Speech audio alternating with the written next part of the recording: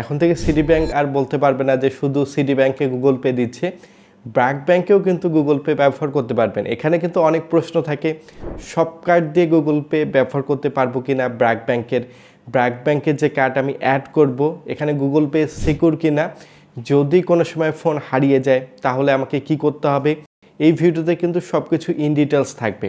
এখানে সবচেয়ে ভালো সুবিধা, আপনি এক ট্যাপেই পেমেন্ট করতে পারবেন, আপনাকে আর কোনো কার্ড ক্যারি করার প্রয়োজন নেই। গুগল ওয়ালেট যখনই আপনি কার্ড অ্যাড করবেন 5,000 টাকা পর্যন্ত আপনি কন্ট্যাক্টলেস পেমেন্ট পর্যন্ত করতে পারছেন। সর্বপ্রথম গুগল পে এই অ্যাকাউন্টটা কিন্তু আপনাকে ওপেন করতে হবে। গুগল পে হচ্ছে গুগলের একটা ওয়ালেট বা অ্যাকাউন্ট, এটার মাধ্যমে আপনি পেমেন্ট করতে পারবেন। আপনার ফোনে কিন্তু NFC সাপোর্ট থাকতে হবে। NFC সাপোর্টের মাধ্যমে বিভিন্ন পস মেশিনগুলোতে আপনি কিন্তু কন্ট্যাক্টলেস পেমেন্ট করতে পারবেন। জাস্ট এক ট্যাপেই আপনার পেমেন্টটি সাকসেসফুল হবে। এখানে আপনাদের অনেক প্রশ্ন থেকে যায়, ব্র্যাক ব্যাংকের কার্ড কিভাবে গুগল ওয়ালেটে অ্যাড করবেন, একটি কার্ড একাধিক অ্যাকাউন্টে ব্যবহার করতে পারবেন কিনা, এই কার্ডের মাধ্যমে ইন্টারন্যাশনালি ট্রানজ্যাকশন করা যাবে কিনা, ই কমার্স ট্রানজ্যাকশন করা যাবে কিনা, অনেকের কিন্তু অনেক ধরনের প্রশ্ন। আপনার ফোনে যদি গুগল ওয়ালেট থাকে, ফোনটা যদি হারিয়ে যায়, এরপর কি করতে হবে, এই ভিডিওতে কিন্তু সব কিছুই থাকবে। সর্বপ্রথম গুগল ওয়ালেট অ্যাকাউন্টে আপনার যে ব্র্যাক ব্যাংকের কার্ড আছে এটা অ্যাড করার জন্য প্লে স্টোর থেকে গুগল ওয়ালেট অ্যাপটি ইনস্টল করতে হবে। নর্মালি প্লে স্টোর থেকে গুগল ওয়ালেট অ্যাপটি ইনস্টল করার পর আপনি অ্যাপটি ওপেন করবেন। নর্মালি গুগল ওয়ালেট অ্যাপটি ওপেন করার পর পারমিশনগুলো অ্যালাউ করতে হচ্ছে। অ্যালাউ করার পর আপনাকে কিন্তু এখানে কার্ড অ্যাড করতে হবে। ব্র্যাক ব্যাংকের কার্ড অ্যাড করার জন্য প্লাস আইকনে ক্লিক করতে হবে। এখানে কিন্তু বিভিন্ন ধরনের কার্ড অ্যাড করতে পারবেন। আপনার পেমেন্ট কার্ড, আপনার ট্রান্সপোর্ট পাস, আপনার যে লাইসেন্সগুলো আছে এগুলো কিন্তু অ্যাড করতে পারবেন। লয়্যালটি কার্ড আছে, গিফট কার্ড আছে। আপনি চাইলে বিভিন্ন ফটো কিন্তু এখানে সেভ করে রাখতে পারছেন। জাস্ট আপনার কার্ডটি অ্যাড করার জন্য পেমেন্ট কার্ড এই অপশনে ক্লিক করতে হবে। আমার কিন্তু পূর্বে কার্ড অ্যাড করা আছে, এগুলো দেখাচ্ছে। New credit or debit card এই অপশনে আমি নর্মালি ক্লিক করব। এই অপশনে ক্লিক করার পর কিছুটা সময় লোডিং হবে।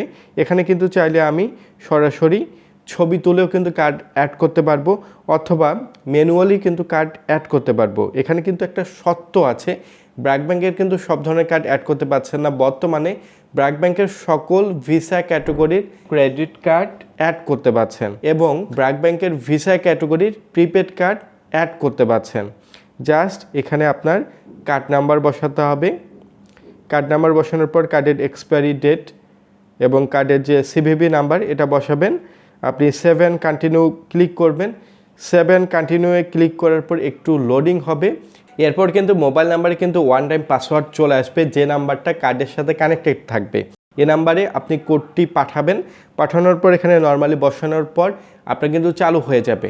একটি শর্ত হচ্ছে, আপনার ফোনে কিন্তু NFC সাপোর্ট বাধ্যতামূলক থাকতে হবে। NFC সাপোর্ট থাকলেই কিন্তু আপনি গুগল ওয়ালেট, যেটাকে গুগল পে বলা হচ্ছে, গুগল পে কিন্তু অন্যান্য বিভিন্ন দেশে গুগল পে নামে চলে, কিছু কিছু দেশে এটা গুগল ওয়ালেট নামেই ব্যবহার হচ্ছে। এখন আমি যদি ব্যাগে আসি, এখানে পেমেন্ট কার্ড মেথড একটা দেখতে পাচ্ছি। এখানে কিন্তু আমার কার্ডটা দেখাচ্ছে। এখানে চাইলে আমি যদি ক্লিক করি, এখানে কিন্তু সকল ডিটেলস তথ্যগুলো কিন্তু রিসেন্ট অ্যাক্টিভিটি দেখতে পাবো। আমি 3 ডট আইকনে ক্লিক করার পর এখানে কিন্তু সবচেয়ে সুবিধার, আমার কিন্তু এখানে কার্ড নাম্বার দেখাচ্ছে না। গুগল কিন্তু কোনো কার্ডের তথ্য কালেক্ট করছে না। এখানে আমি অ্যাক্টিভিটি অপশন থেকে লাস্ট যে অ্যাক্টিভিটিগুলো আছে, পেমেন্ট করেছে, এগুলো কিন্তু আমি দেখতে পাবো।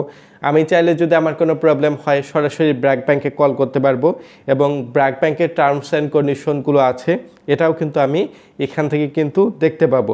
চাইলে কিন্তু আমি এই আমার যে ব্র্যাক ব্যাংকের কার্ডটা আছে রিমুভ করে দিতে পারবো, পরবর্তীতেও কিন্তু এই কার্ডটা অ্যাড করে নিতে পারবো।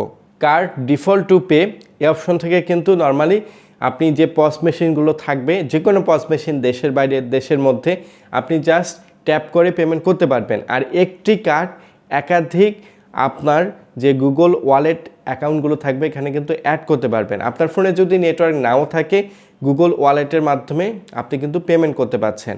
এখন প্রশ্ন থাকে, আপনার যদি ফোন হারিয়ে যায় তখন কি করবেন? আপনার যদি ফোন হারিয়ে যায়, জাস্ট আপনি গুগল ওয়ালেট অ্যাকাউন্টের যে ভার্চুয়াল অ্যাকাউন্ট আছে, আপনি চাইলে কিন্তু টেম্পোরারি ব্লক করে রাখতে পারবেন এবং চাইলে কিন্তু পার্মানেন্টলি আপনি ডিলিট করে দিতে পারবেন। যখন পার্মানেন্টলি আপনি ডিলিট করবেন তখন কিন্তু এটা অটোমেটিক যে হারিয়ে যাওয়া ফোন থেকে এটা কিন্তু রিমুভ হয়ে যাবে। এখন আপনাদের পেমেন্ট করে দেখাবো। আমি এখানে কিন্তু অ্যামাউন্ট দিয়েছি পজ মেশিনে। অ্যামাউন্ট দেওয়ার পর গুগল ওয়ালেট অ্যাকাউন্টে জাস্ট আমি ট্যাপ করব।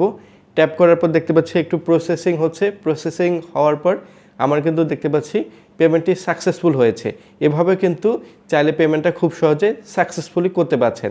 বাংলাদেশে এখনও কিন্তু সব ওয়েবসাইটে গুগল ওয়ালেট চালু হয়নি। গুগল পের মাধ্যমে সকল ওয়েবসাইটে কিন্তু পেমেন্ট করা যায় না। আমি মাইজিপি, মাইরবি এবং বিভিন্ন যে ওয়েবসাইটগুলো আছে কিছু কিছু ওয়েবসাইটে আপনি পেতে পারেন। মাইজিপি থেকে আমি দেখাবো। আমি মাইজিপি অ্যাপে প্রবেশ করছি। প্রবেশ করার পর এখানে 20 টাকা আমি রিচার্জ করে দেখাবো। রিচার্জ আমি 20 টাকা দিলাম। এরপর আমি কন্টিনিউ করছি। এখন আমার 20 টাকা দেওয়ার পর আমাকে এখানে হচ্ছে গুগল পে এই অপশনটি সিলেক্ট করে আমি কন্টিনিউ টু পে এই অপশনে ক্লিক করব। দেখতে পাচ্ছি এখানে কিন্তু অটোমেটিক আমার গুগল যে অ্যাকাউন্টটা আছে গুগল পে এটা কিন্তু অটোমেটিক নিয়ে নিচ্ছে। আমার কাছে অবশ্যই এটা কিন্তু ভেরিফাই করা হবে। আমার কিন্তু ব্র্যাক ব্যাংকে একটা কোড পাঠানো হবে। দেখতে পাচ্ছি আমাকে এই কোডটি পাঠানো হয়েছে। এটা কিন্তু অ্যাপ্রুভ করতে বলা হচ্ছে। কোড নাম্বার বসিয়ে সাবমিট অপশনে ক্লিক করব। এখন কিন্তু আমার পেমেন্টটি কিন্তু সাকসেসফুল হবে। আমার কিন্তু এখানে কোডটা অ্যাপ্রুভ হয়েছে।